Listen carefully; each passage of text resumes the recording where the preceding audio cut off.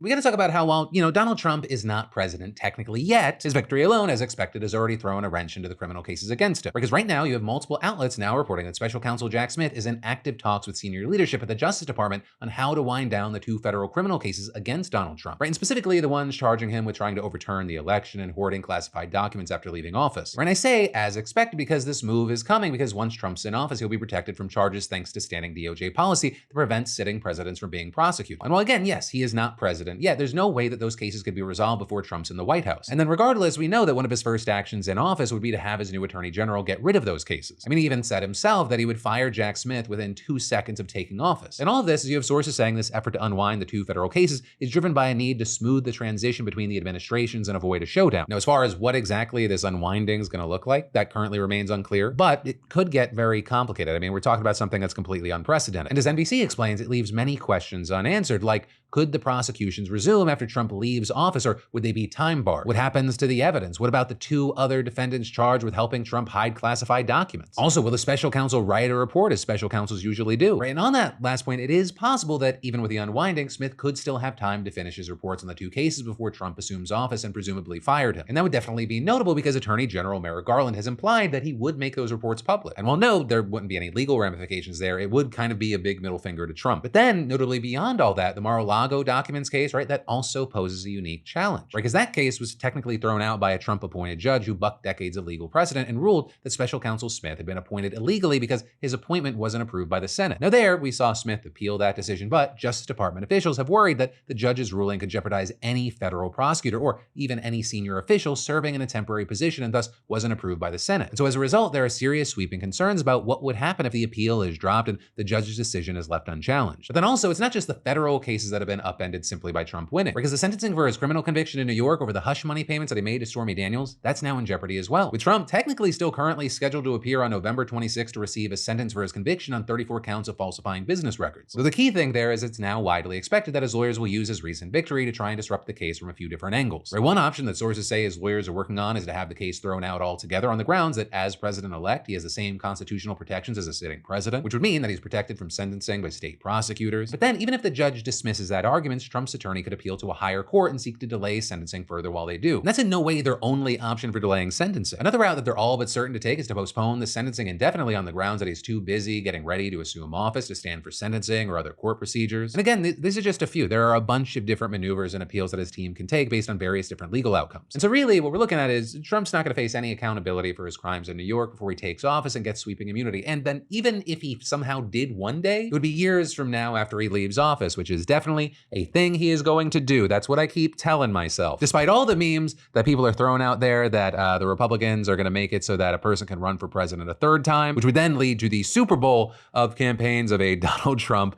versus Barack Obama. Hey, thanks for watching, and I hope you enjoyed this clip from the full Philip DeFranco show. And also a big thanks to Squarespace for sponsoring our Clips channel. Turn your passion into profit over at squarespace.com/Phil or use the QR code. Because whether you're launching a business or a lucrative side hustle, your website is your digital business card. It's the only space where you control the story, no algorithms or distractions. And with Squarespace, it's so easy because they got a ton of stunning professional templates with drag and drop editing that makes site design incredibly simple, no coding required. So get started for free at squarespace.com/Phil or scan the QR code on screen and use code Phil for 10% off when ready to launch. Squarespace.com/Phil.